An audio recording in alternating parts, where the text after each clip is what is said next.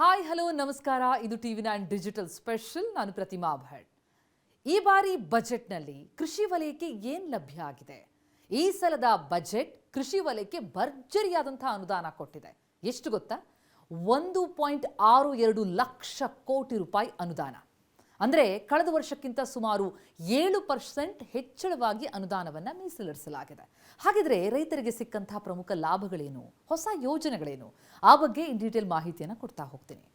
ಕೃಷಿಯಲ್ಲಿ AI ತಂತ್ರಜ್ಞಾನ, ಹೌದು, ಭಾರತ್ ವಿಸ್ತಾರ್ ಅಂದರೆ ರೈತರಿಗೆ ಕೃಷಿ ಸಲಹೆ ಕೊಡೋದಕ್ಕೆ ಭಾರತ್ ವಿಸ್ತಾರ್ ಎಂಬ ಹೊಸ AI ಪೋರ್ಟಲ್ ಅನ್ನು ಆರಂಭಿಸಲಾಗಿದೆ.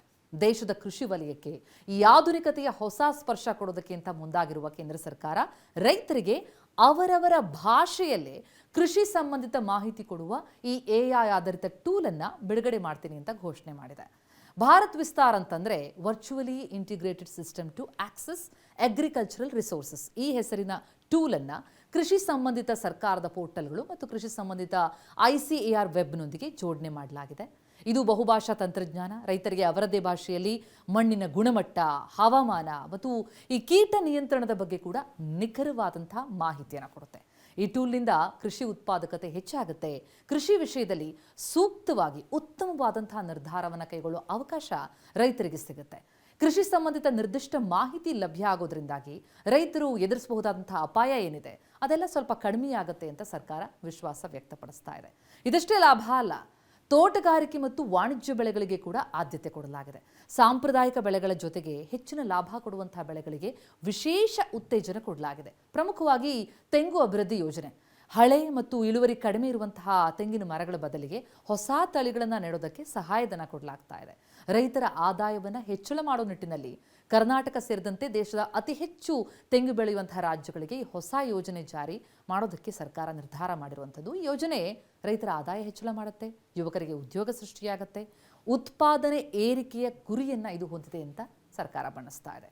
ಈ ಯೋಜನೆಯಡಿ ಪ್ರಮುಖ ತೆಂಗು ಬೆಳೆಯುವಂತಹ ರಾಜ್ಯಗಳಲ್ಲಿ ಹಳೆಯದಾದ ಮತ್ತು ಸೂಕ್ತವಾಗಿ ಫಲ ಕೊಡ್ತಾ ಇರಲ್ಲ ಅಂತಹ ಹಳೆ ತೆಂಗಿನ ಮರಗಳನ್ನು ಹೊಸ ತೆಂಗಿನ ತಳಿ ಮೂಲಕ ಬದಲಾಯಿಸೋದಕ್ಕೆ ಸಾಧ್ಯ ಆಗುತ್ತೆ. ಜೊತೆಗೆ ಈ ತೆಂಗು ಉತ್ಪಾದನೆಯಲ್ಲಿ ಕಾಂಪಿಟೇಷನ್ ಅಂದರೆ ಸ್ಪರ್ಧಾತ್ಮಕತೆಯನ್ನು ಹೆಚ್ಚಿಸುವಂತಹ ನಿಟ್ಟಿನಲ್ಲಿ, ಉತ್ಪಾದನೆ ಮತ್ತು ಉತ್ಪಾದಕತೆಯನ್ನು ಹೆಚ್ಚಿಸುವಂತಹ ನಿಟ್ಟಿನಲ್ಲಿ ತೆಂಗು ಪ್ರೋತ್ಸಾಹಕ ಯೋಜನೆಯನ್ನು ಜಾರಿಗೊಳಿಸಲಾಗ್ತಾ ಇದೆ. ಭಾರತದಲ್ಲಿ ತೆಂಗು ಬೆಳೆಯೋ ಕುಟುಂಬಗಳೆಷ್ಟು ಗೊತ್ತಾ? 1 ಕೋಟಿ. ಅಂದರೆ 3 ಕೋಟಿ ಜೀವನಕ್ಕೆ ಈ ತೆಂಗು ಅವಲಂಬಿತ ಆಗಿದೆ.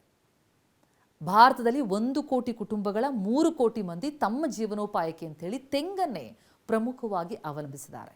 ಭಾರತ ಜಗತ್ತಿನ ಅತಿ ದೊಡ್ಡ ತೆಂಗು ಉತ್ಪಾದಕ ದೇಶ ಕೂಡ ಹೌದು.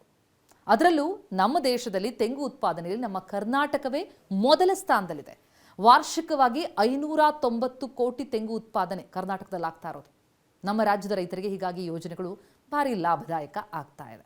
ಜೊತೆಗೆ ಶ್ರೀಗಂಧ ಮತ್ತು ಗೋಡಂಬಿ, ಶ್ರೀಗಂಧದ ಕೃಷಿಯನ್ನು ಪುನಶ್ಚೇತನಗೊಳಿಸೋದಕ್ಕೆ, ಗೋಡಂಬಿ ಉತ್ಪಾದನೆಯಲ್ಲಿ ಭಾರತವನ್ನು ಸ್ವಾವಲಂಬಿಯನ್ನಾಗಿ ಮಾಡೋದಕ್ಕೆ ಹೊಸ ಕಾರ್ಯಕ್ರಮಗಳು ಬಂದಿವೆ.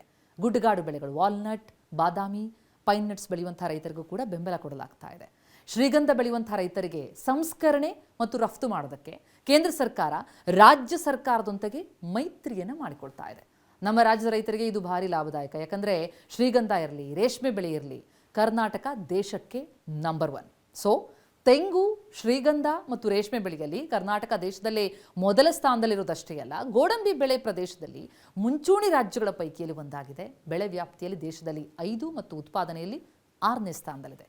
ಇದೀಗ ಬಜೆಟ್ನಲ್ಲಿ ಸರ್ಕಾರ ಘೋಷಿಸಿರುವಂತಹ ಯೋಜನೆಗಳು ಕರ್ನಾಟಕಕ್ಕೆ ಹೀಗಾಗಿ ಹೆಚ್ಚಿನ ಲಾಭ ತರುವಂತಹ ನಿರೀಕ್ಷೆ ಇದೆ.